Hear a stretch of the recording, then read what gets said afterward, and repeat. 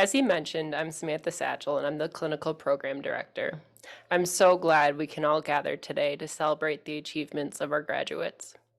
While we didn't get to have our usual picnic, we thought it was important to bring everyone together virtually to talk about recovery, to celebrate sobriety, and to connect. We have a great group of speakers today who will share with you their story and encouragement for your own walk in recovery.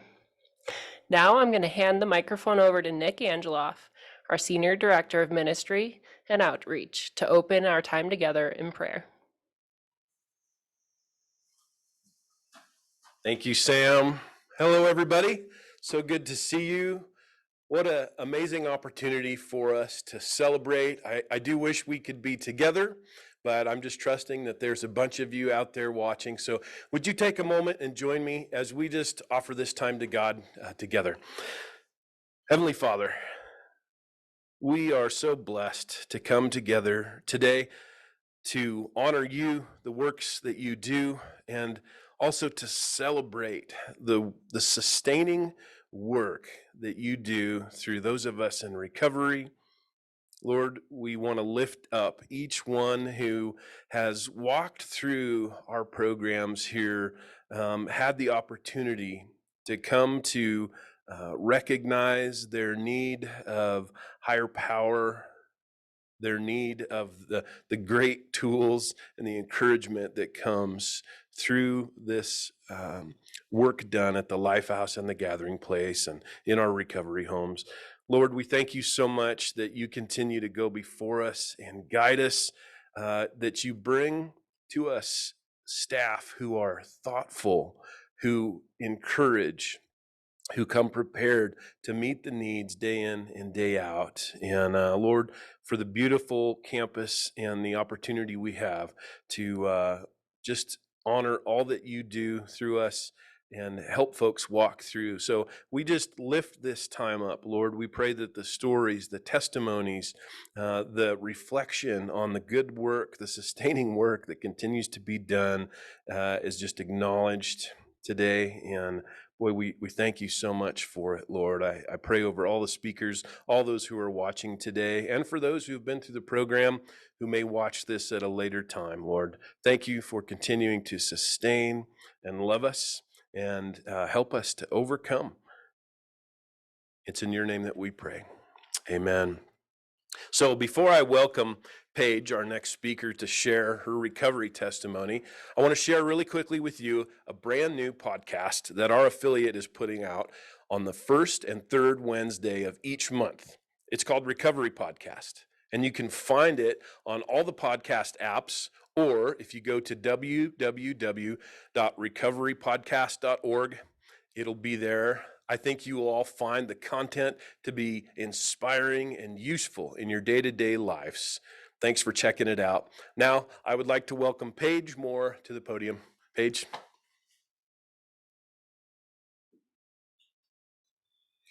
Thank you, Nick. I'm so excited to be here. Okay.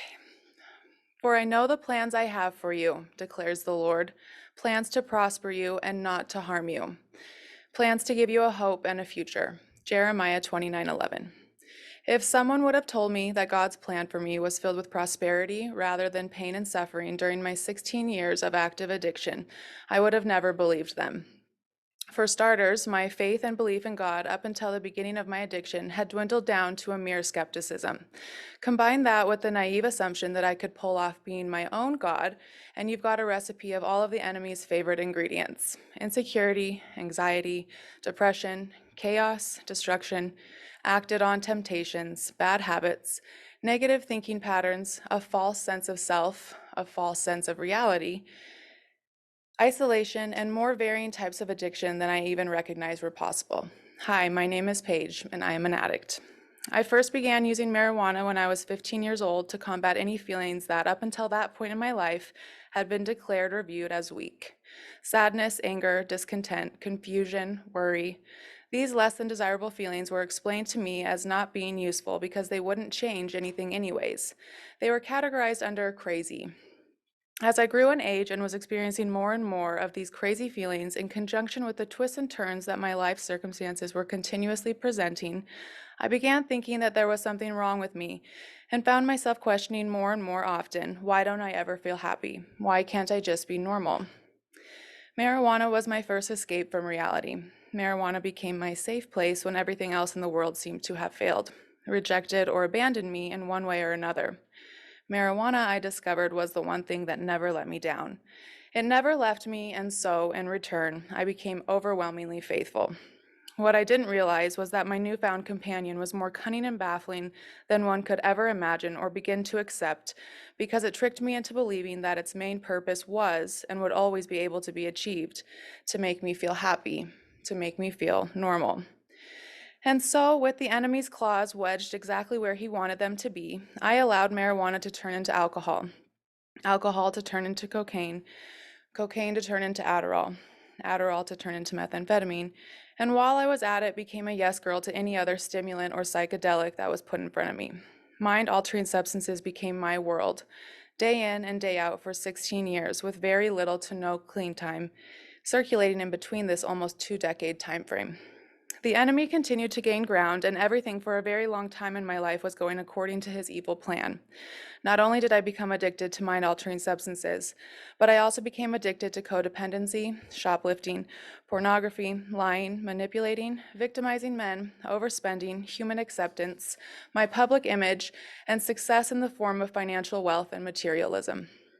I had been chained and imprisoned long before my first mugshot was ever even taken, and the last thing the enemy wants is for us to break free from any of his chains that he so meticulously maneuvers us into fastening the locks on ourselves.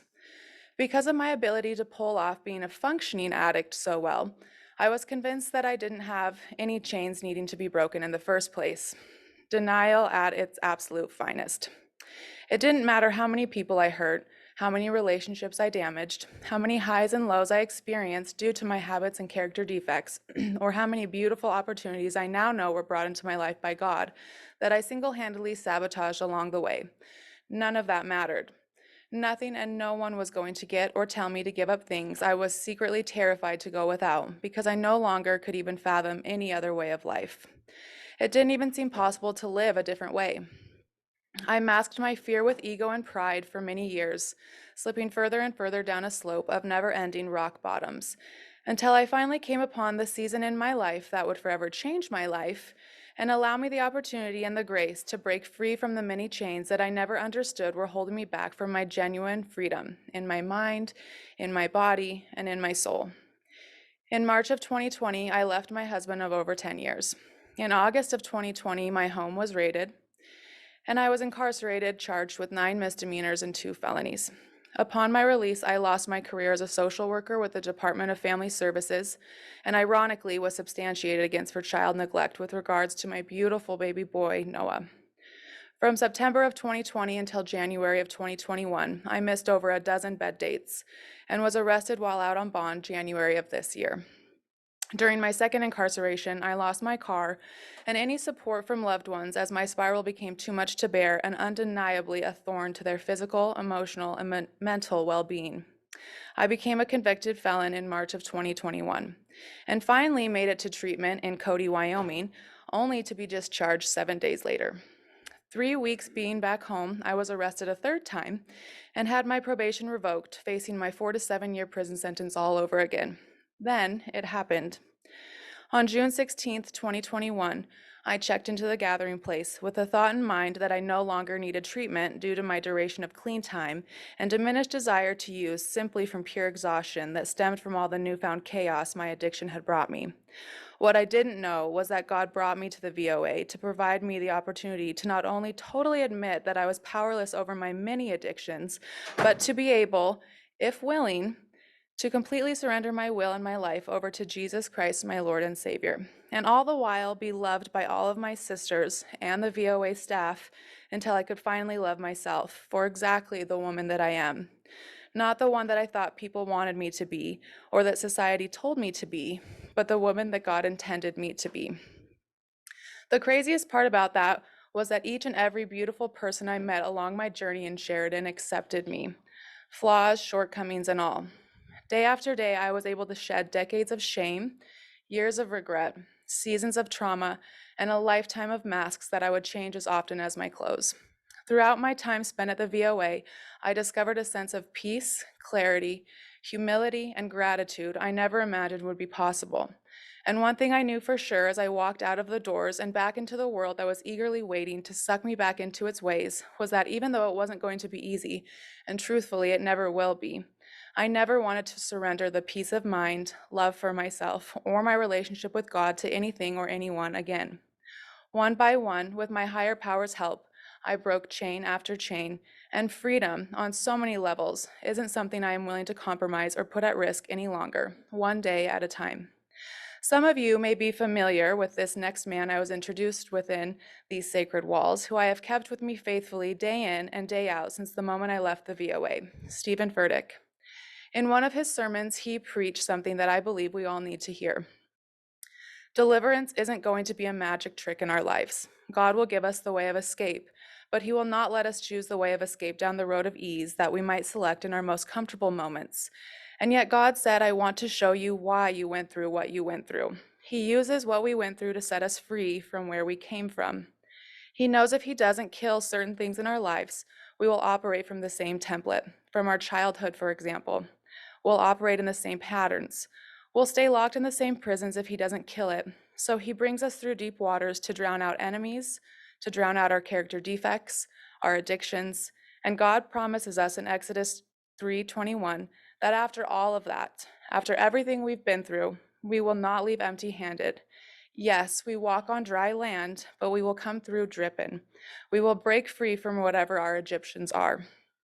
Not a single person's life that walks through those doors or that identifies themselves as an addict has been without pain, without trauma, without countless nights of suffering alone. But not a single person's life that mirrors that description deserves to stay in that place. No one deserves to fight alone, and we all have a way out, if we surrender, if we are willing, if we allow him to set us free from the bondage that ferociously binds us. The VOA was my saving grace, and where I finally allowed God to drown out my demons. I only pray that it has done or will do the same for the addict that still suffers and or needs to hear this message today. Since my graduation date on August 16th, 2021, I have returned to my hometown of Rock Springs, Wyoming, where I have embraced every aspect of my life in God's will. I am back in a field where I'm able to help others and am employed full-time with the Memorial Hospital. I am starting my master's program in clinical mental health at Grand Canyon University with an end goal of paying it forward to the addict who needs the same love, care, and concern that I received throughout my time at the VOA. I have my beautiful baby boy, Noah, every other week. I'm on the board of my community's NA organization. I'm working the steps with my sponsor and pray like crazy with thanks and gratitude one day at a time. I continue to remain free. I continue to remain sober. I continue to be grateful, and I continue to believe I am enough because he says I am. I continue to be saturated by God and by the Holy Spirit. And so, ladies and gentlemen, my non-blood family, I leave you all with this. God develops dreams in the dark room. You have to give God your negatives and trust him to take them into that dark room and to put it into his hands and have the patience to let it develop. If you have the patience to know that every scene of your life is playing a part in the bigger picture, not of the dream that you had, but of the desire that was in God's heart, and you might be standing in the middle of a dream that you don't have the clarity to see right now because the picture does not match your preference, but you are willing and ready and able to trust God even in the dark places of your disappointment because you understand that some of God's greatest work happens in the dark. Where and when you don't understand. But here we are, God. We trust you, not our dream. I trust you, not my idea. I will not make my ideas my idol. I am worshiping you. It's not about position, everyone. It's about purpose. Let God lead you to your purpose, and along the way, in the most simplest terms, courtesy of one of the most impactful mentors in my life, be good humans. Thank you. Paige, thank you so much. That was so powerful, so powerful. Thank you. Up next, I want to introduce Christina Pettyjohn. I'm a grateful believer in Jesus. I have victory over meth and domestic violence. I struggle with patience and harshness. My name is Christina. 6 years ago, I was a patient here at VOA. I had recently given my life to Jesus, and despite everyday struggle with my emotions and past trauma, I was being reborn. I had been living dead for several years. Meth had taken hold of every area of my life, body, and mind. Chained by its power, I had followed it straight into hell. Stripped of every moral, I lost the awareness of right from wrong. Violence had the upper hand and was my first response to nearly everything. I know now that the anger I felt was my defense against the guilt and shame that was suffocating me. My childhood trauma caused me to turn to lying and stealing because I bought the lie that if I controlled the attention I got by limiting it to getting into trouble, that I was safe. Knowing I was in trouble was safe. Knowing the consequences that would come was safe.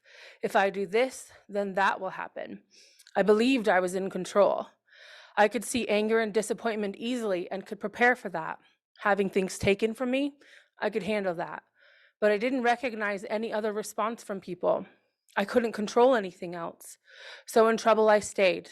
By the time I left for college, I'd become a skilled liar, a perfect chameleon.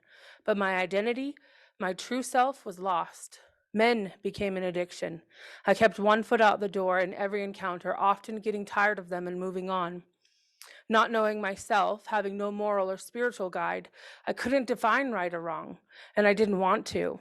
With God, no God to judge me, no one could. I couldn't even judge myself. Men came and went, and then the escape and effects of drugs caught my attention. I didn't realize at first that I was escaping reality, and then it wouldn't be until I got to treatment that I realized I'd been escaping reality all along. When I was high, I thought I felt good, but I should have known from the coming down that it wasn't real. Instead, I chased the synthetic emotions drugs produced. I chased the mirage of me being beautiful because men were responding to my weight loss. I fell into the illusion of what I called love, but it was really lust. It never lasted because it wasn't real. Every time I used a man or a drug, I was earnest in my belief that this time it would be different and would last. Every failure added to my shame and pushed me further into the darkness. With every ounce of my failing strength, I switched from fighting against my demise and changed tactics. I claimed I loved and created chaos, and that it was the only way and it was good. I radically accepted danger, pain, and fear by renaming them. Danger, I called home. Pain, I called comfort. Fear, excitement. And I called this being alive. To allow anything different would have been disastrous. To say coming to treatment challenged me doesn't say enough. It was like I walked into the doors of a house of mirrors when I arrived at the gathering place. No matter where I went, I saw myself. By the end of my addiction and insanity, I avoided mirrors. I covered my face with makeup, not only to cover bruises, but also to disguise myself. I wore clothes that spoke loud enough that I didn't have to say a word, and I could control the attention I got. View me as an object? I can handle that. See me as perfectly painted and dressed to impress, and you were under my control. But you would never see or have the real me. She was long gone. The woman you saw, she could take you or leave you. This house of mirrors, though, it left me shaken, and I had to face who I had become and what I had done, and somehow find the me who had gotten lost in the darkness. As I was given new eyes to see in every group, I began to see how fake I actually was. When I looked closer, I saw the shattered and broken pieces of me that I had spent years claiming were whole. And because I couldn't hide from the truth, I finally had to admit I was powerless and had not managed any part of my life well for a long time, if ever. I started looking not just at myself, but also into me, my past, and my broken pieces. I cried about everything. The lifetime of tears I'd held down rose to the surface, and though I was scared I would die, I've come to realize that's exactly what I was doing, dying, mourning over my life, over the pain I had suffered and the pain I had caused. As God reached into my darkness through the groups, mentors, clinicians, and chapel services, the old me died.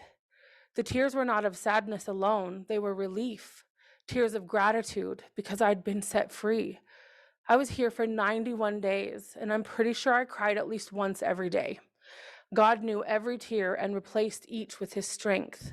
The more I learned that I wasn't obligated to keep living the way I thought I had to, the more willing I became to change. Tri and Anna showed me what a godly marriage looked like, what a godly man and woman looked like. Gary showed me what falling in love with God looked like by diving into his word. Allie showed me how fierce a woman of God could be, how important it was to be held accountable and pushed hard enough to break down every wall that was destroying me instead of protecting me. Mike showed me that God used people to pull me up when I got too deep and needed to take a break. My sisters in the house showed me I wasn't alone. I was in the same battle they were. Jody showed me that it was okay to pray and hope that my fiance would also surrender to God and be restored. Family visits showed me that despite having burned every bridge and how risky it was, my mom and children were still willing to support me and had faith that I could rise above the chaos. I learned all that I could, even as my flesh fought against my progress. But God had taken hold of my heart, and as he pieced me back together, everything changed. One of my favorite projects we did was making God boxes. I wrote prayers and put them in, trusting that God would answer them. I prayed for my children to be safe, for God to help my mom with my kids, that he would remove my cussing, that he would take away my addictions. I prayed that he would help my fiance so that he could be a good father. And I prayed that I would let go of him, that I would stop loving him. God answered every prayer except for the last, but I know now that's because it wasn't his will. He meant for us to be together, but both of us needed to be surrendered to him, for both of us to be under his grace and authority. After I left treatment, I had to face all my legal consequences. I was facing 27 years of prison for possession of meth and child endangerment. But I had faith that whatever happened, I would still seek, find, and follow God, even if that was in prison. I knew that I deserved more than 27 years. I radically accepted that. I accepted that whatever God took me, he meant only good for me, that he'd saved me, and I could only be grateful. I treasured every moment because I wasn't dead and I wasn't stuck in chaos anymore. It is by God's grace that I am given 5 years of felony probation with many restrictions. Even though it hurt to have supervised visitations with my kids, I remained grateful. And I chose to claim victory over every clean UA, over every meeting with DFS as we set goals to get my kids back. I went to meetings every day, which required me to drive from Buffalo to Sheridan a few times a week because we didn't have a meeting every day. I kept going to Sheridan Celebrate Recovery every Friday because it wasn't an option for me. It was my life on the line. I was an addict 24 hours a day. I needed recovery 24 hours a day. I plugged into a church and made everything God-related a priority. My fiance was sent to a reentry prison, but before he went, I discovered by a letter he wrote to me that he indeed had surrendered to God, and we made a bold choice on faith in God to give us a chance with God as our ultimate authority. God put many guardrails along our path. We had to get permission from the judge to even talk, let alone date and begin Christian counseling. The old me would have seen all of that as oppression, but with my new heart, eyes, and ears, I could see them as God keeping us safe from falling back into our old ways.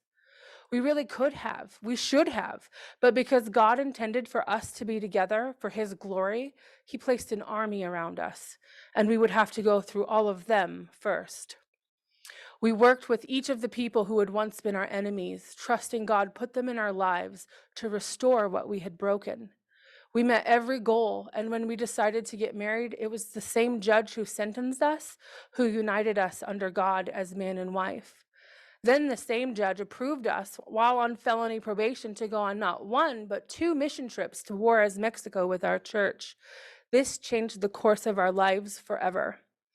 We had been focused on our recovery and getting our family back, but the mission work took us into a whole new realm of life, serving others. Our focus turned from only seeking help to seeing a need and filling it. We felt God pulling us into missionary work and couldn't resist. We saw the need of a church down in Juarez on our second mission trip. It had only 4 walls, like literally. No roof, no electricity, no plumbing, but a faithful congregation who met every single week. just like we had done here at chapel. I told my husband we have to build them a church, and he, as a carpenter, said, okay, let's do it. We did the footwork, but God paved the way. We finished their church and added a second story with a parsonage and 2 classrooms. And where we thought God had called us to becoming missionaries in Juarez, he instead revealed to us this: if I am able to use the 2 of you to build a church 900 miles away, imagine what I can do with you here. We had been serving as leaders in Sheridan Celebrate Recovery, even bringing a church van of people from Buffalo every week for over a year, but there wasn't a CR in Buffalo. We became aware of the need to bring it to Buffalo, and by faith that God would again pave the way, we set out on a mission, bringing Celebrate Recovery to Buffalo. And as we worked through that, I began working at a Christian academy in Buffalo as a teacher. Again, the grace of God poured out. I had gone to college to become a teacher, but sacrificed my career when men and drugs pulled me away. The board member who invited me to teach there was the prosecuting attorney on our case. Again, the grace of God brought me to tears of gratitude. A baby Christian myself, I learned right along with the students and fell deeper in love with God. Our boys, who we had been leading into a life of crime and addiction, were now students at Buffalo Christian Academy. God saved them from the life of destruction we would have given them. It was a beautiful thing to watch them learn about God every day. It was the grace of God that I was one of their teachers.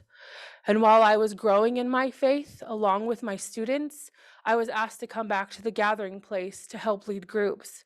I was nervous but excited, and learned in my first group that if I didn't have what I was supposed to say written down, I wouldn't stop talking. Hence why I'm reading this now. Typical addict, right? I don't know when to stop. In the place I swore I'd never come back to, I discovered I had come back to the place I was reborn, and I kept coming back. I became a faith coach and left each meeting overflowing with Holy Spirit joy. Then I became a minister, and as I grew even more in my faith, I realized my true calling, sharing the hope of what Christ has in store for anyone who surrenders to him: new life, every chain broken. And when I was invited to come on staff as pastoral care coordinator, I was overwhelmed again by God's grace. How could it be? I have cried so much in the last few weeks of my job, tears of gratitude, because I am now part of the army who is fighting for every soul who steps foot on this campus. God has been pursuing us since Adam and Eve were banished from the Garden of Eden, setting up our rescue long before any of us picked up our first drug. That, family, is recovery. The King of Kings has already won the battle. He is recovering our souls. He is training us to become part of the army that from experience knows how the hurts, habits, and hangups that life guarantees can leave us hopeless and wandering. But from that same experience and our own rescue, we are particularly skilled at calling every bluff.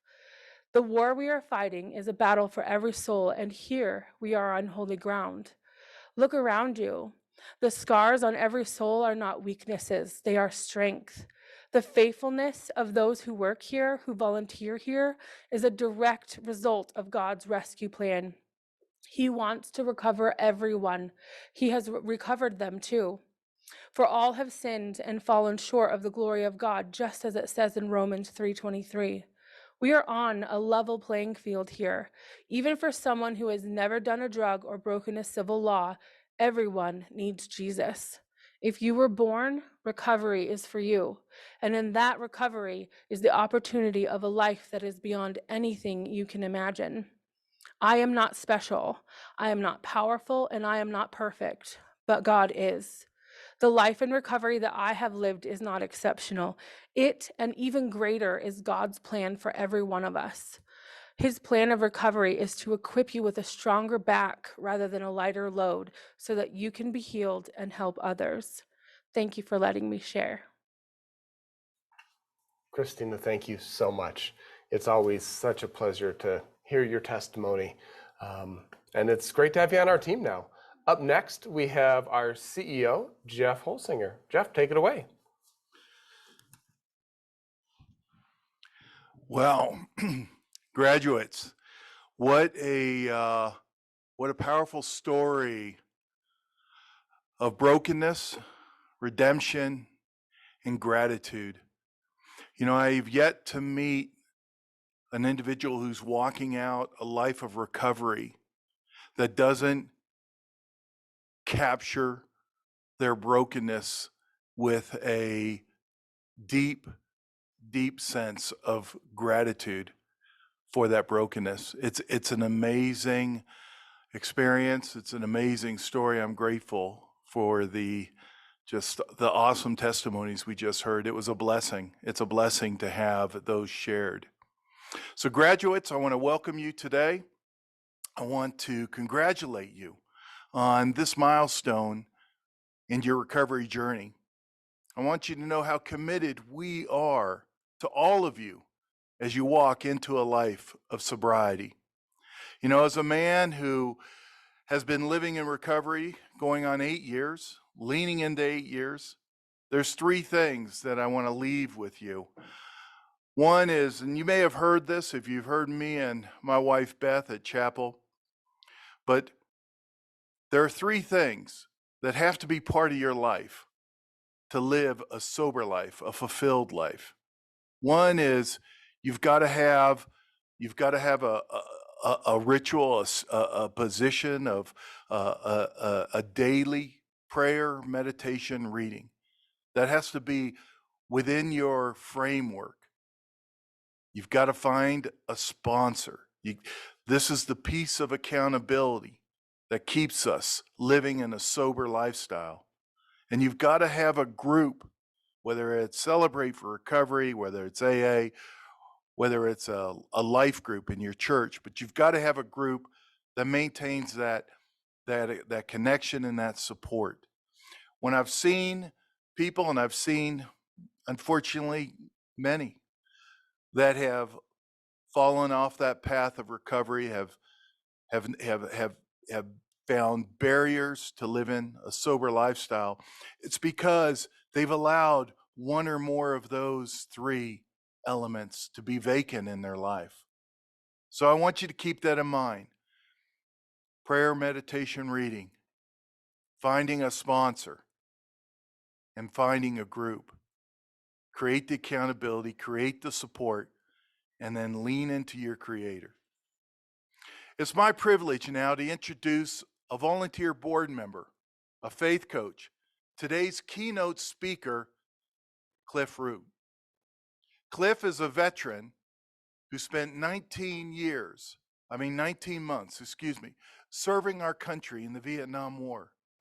He's also developed a very successful career as a CEO, establishing multiple mineral transportation companies and other business ventures. Additionally, Cliff served under Governor Dave Friedenthal on the Wyoming Health Council and the Wyoming DEQ Advisory Panel, and additionally, the chair of the Wyoming Business Council. To say he's accomplished would be an understatement. He also has contributed his time and his talent to serve on the board of the Wyoming National Bank Corporation, Fremont Counseling, and his own church. We are fortunate that Cliff joined the Volunteers of America Board of Directors in 2019. I learned he has an amazing testimony and a tremendous passion for the work we do. Additionally, in 2020, Cliff began to serve men at our Lifehouse as a faith coach, volunteering weekly to provide them the encouragement and the direction that they needed and that they need to walk a path of recovery. He has a powerful testimony of personal recovery, and he's living a sober life. He's what I call an old timer, and that's over 10 years, and he's in the decades. It is my pleasure to introduce Cliff, a board member and my friend, and a man who lives gratefully in his recovery. Let's welcome Cliff Root. Cliff, thank you for being here.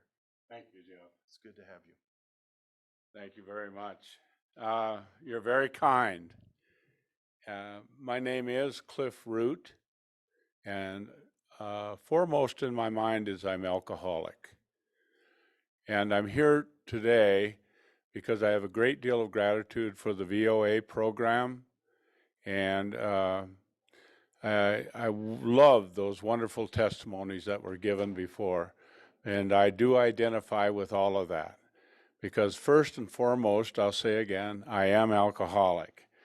And again, I would like to thank Jeff for all the nice compliments. I wonder if I really deserve all of them, but thank you anyway. And I want you to know that I'm not an expert on alcoholism, and I'm not an expert on recovery, and I'm not a spokesman for either one of those groups. I want you to know that I do have an X-rated version of my story, but I'm not going to tell it.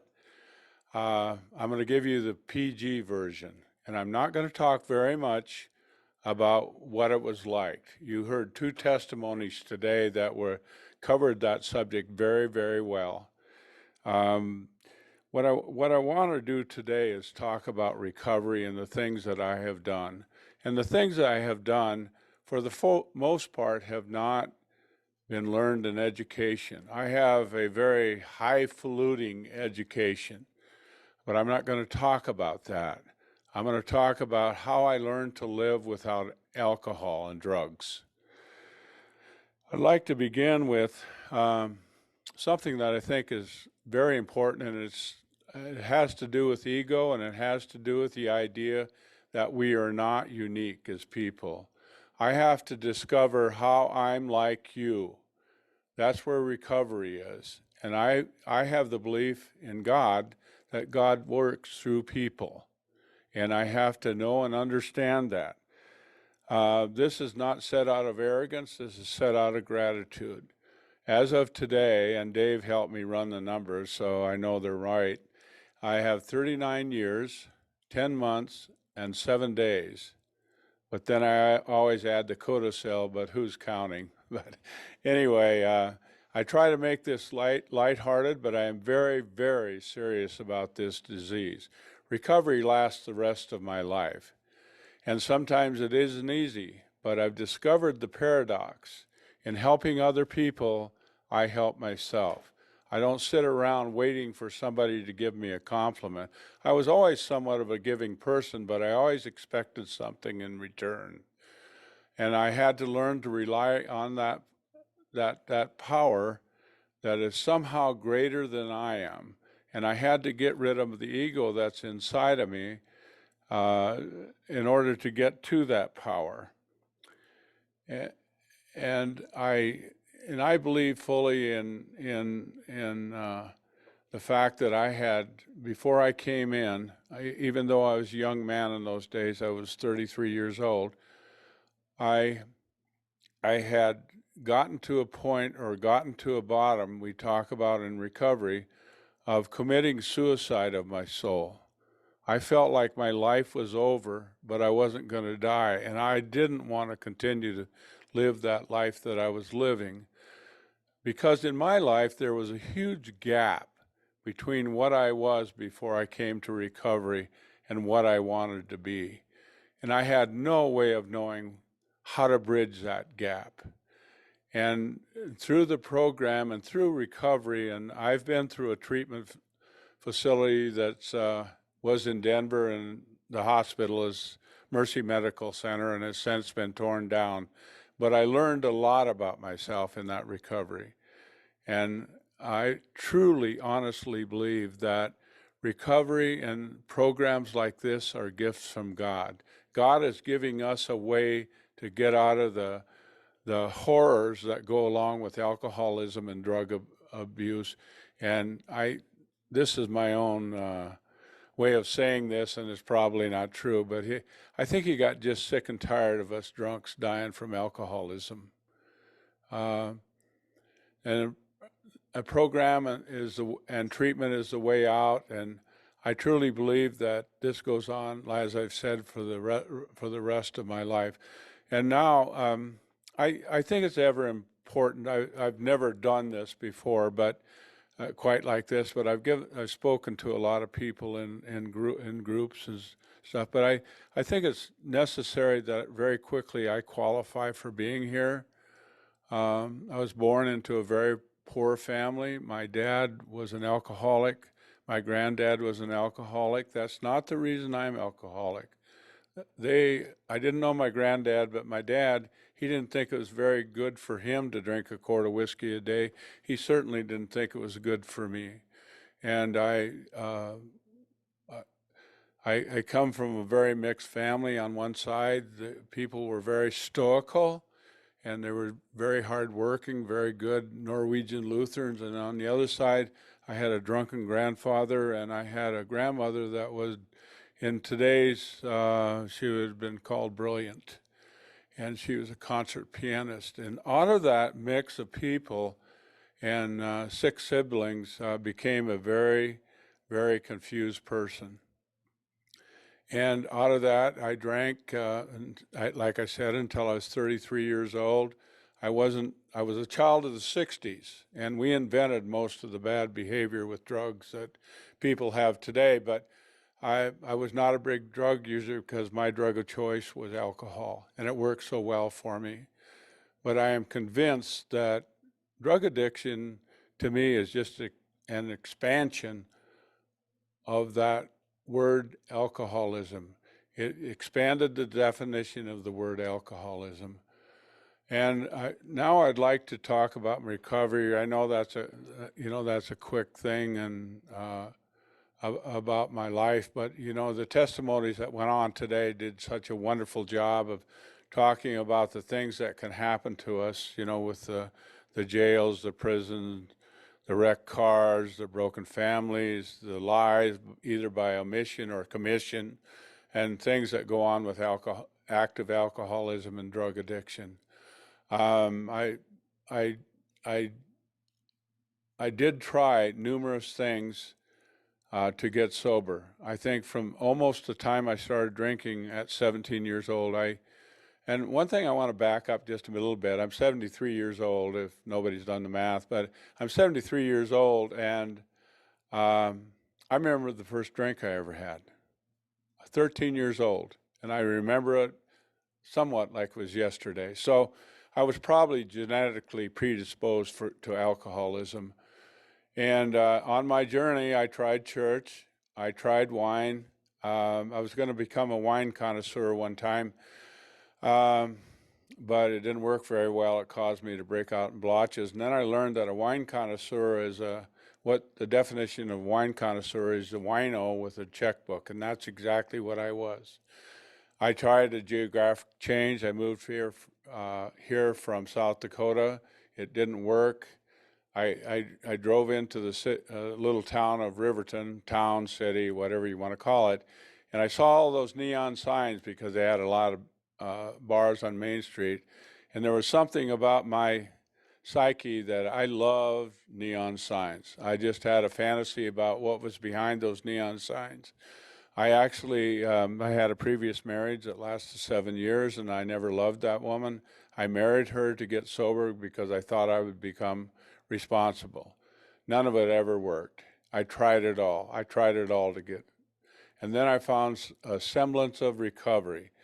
And I had to look for in that recovery, I had to take it very seriously. That was the only way it would work for me. I really didn't think it'd work, but I tried it anyway. I looked at the steps up on the board, and I thought, well, they're kind of for churchy people, not for me. And because I had tried church and I thought church didn't work. And then I know that you have to spend your life in this recovery. So I began to look for the defects in my character. And I looked to the 7 deadly sins, of honesty, open-mindedness. And this is in part of my recovery, which is just like, it's a disease, it's a disease. I have recovered from a seemingly hopeless state of mind and body. And I have not recovered from the disease. It's like diabetes. You have to take it seriously and treat it the rest of your life. And I in my recovery, I found most of my defects in the 7 deadly sins, which are pride, lust, anger, greed, gluttony, envy, and sloth. And I have worked very diligently at trying to, whenever I have a problem, I can usually find that problem in those 7 deadly sins. And when I came into the program, I looked at those steps and I said, I thought they're very much for churchy people, but I began to work them and I began to go along with people. And I had a great gift that came to me when I came into the program, because I always thought I was smarter than I am. And I thought living life was living life was outthinking, outmaneuvering, and outworking everybody. That's how I thought you got by. But in working the steps and taking a look at those steps, in the first 3 steps, I discovered that through the help of a sponsor like Jeff talked about, I learned about that they were honesty, open-mindedness, willingness. Now, the honesty part is out loud honesty. Open-mindedness is a belief that there may be a power greater than me. Willingness there's a willingness to work the rest of the steps. Number 4 of the steps is a definition of the problem, and I am the problem, so I had to define me. So I did that. And then in the 5th step, it's the illumination step. What it is admitting to God, myself, and to another human being. Well, it's not hard to admit to God because he knows everything anyway. But to another human being takes a lot of humbleness for me, and it took a lot of sweat and blood, but I did do that. I told my sponsor, a guy by the name of Bob Mahoney, who is long gone, I told him all the secrets of my soul. I didn't leave anything out. Everything that I was going to take to the grave, I told him. And then in the 6th step, you ask God to remove these defects of character. And of course, I had a list of all the things that I had done wrong over my life, And it was like a grocery list. I just gave it to God. Here, take care of these, will you? And then they slipped the 7th step in on me, where it says, humbly ask God to remove these shortcomings. So I found that it's an ongoing step. It will last the rest of my life. And then, it takes a certain amount of humility. And what is the definition of humility? I've looked it up several times, but basically my definition is the word humility is not humiliation. Humility is not thinking less of myself, but thinking of myself less. I had a list of those I had harmed in the 8th step, and I made amends in the 9th step. Now, I made amends to an ex-wife, and I used to call her some things, but I won't do it today. And she agreed with everything I said, plus. And then I do a daily inventory. When I'm wrong, I promptly admit it. Sometimes I'm more prompt than others, but I do promptly admit it when I can. And then in the 11th step, it talks about sought through prayer and meditation to improve our conscious contact with God as we understand him. Praying only for knowledge of his will and the power to carry that out. Well, I truly believe that having committed suicide of the soul and feeling down and considering offing myself because I thought that was the only answer, and then something happened and came into my life that I felt as though I felt it more than saw it or heard it, and that is that my life could get better. So I believe God come down to help me, and now I think it's my responsibility to expand myself to God, and I do that through prayer and meditation. And number 12 is I try to help others. And it's not just alcohol people or drug addiction people. I think belonging to the VOA board is a wonderful opportunity.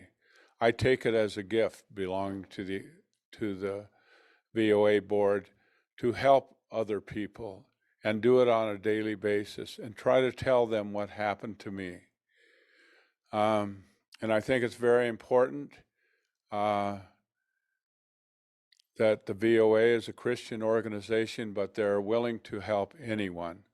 And Christ is there to help us.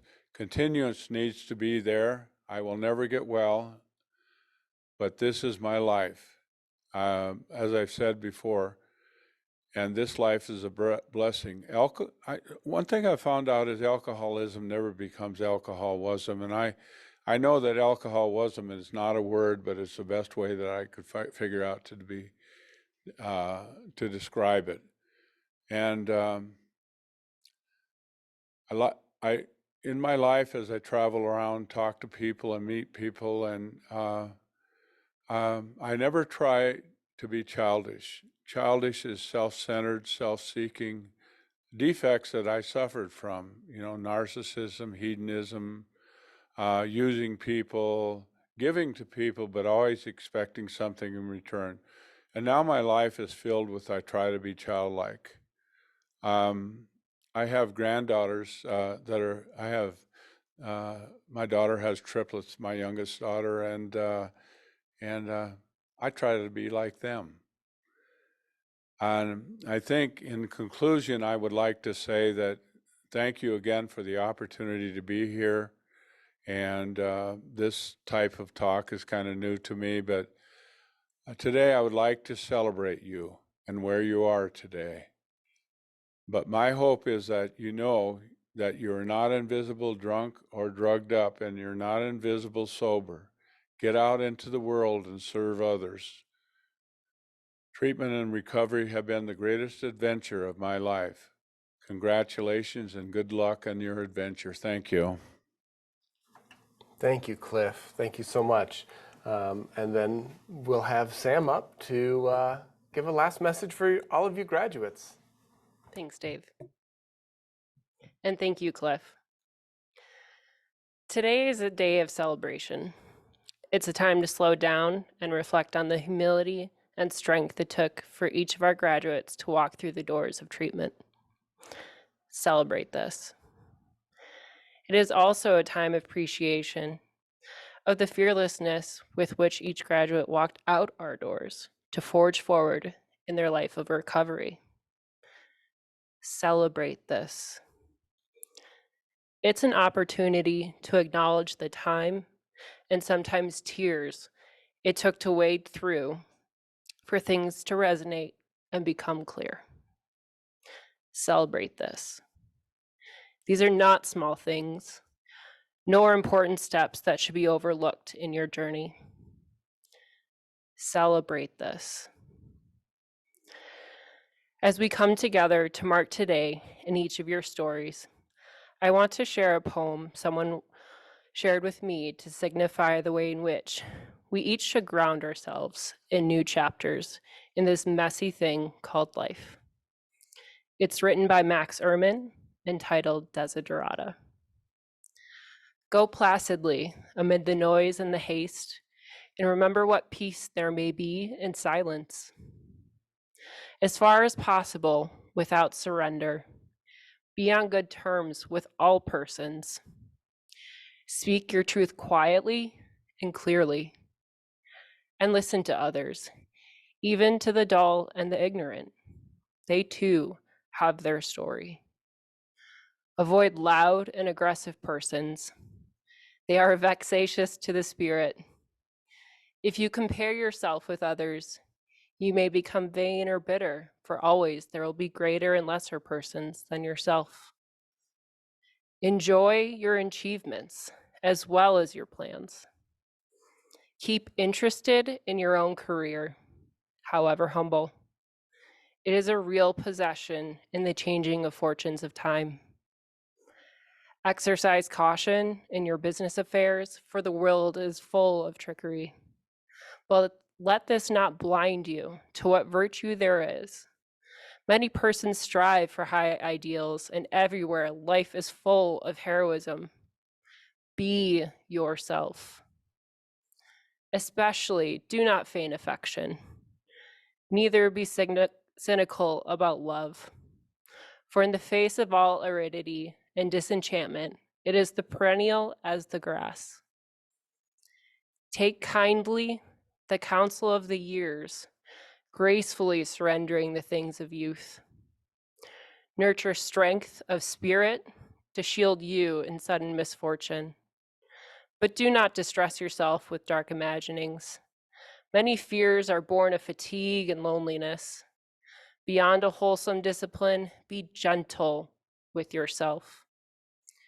You are a child of the universe, no less than the trees and the stars, and you have the right to be here. And whether or not it is clear to you, no doubt the universe is unfolding as it should. Therefore, be at peace with God, whatever you conceive him to be. And whatever your labors and aspirations in the noisy confusion of life, keep peace in your soul. With all its sham, drudgery, and broken dreams, it is still a beautiful world. Be cheerful. Strive to be happy. I want to congratulate this year's graduates. And I want to share with you, just real quick, as you move forward in recovery, don't forget about the aftercare resources that the VOA has.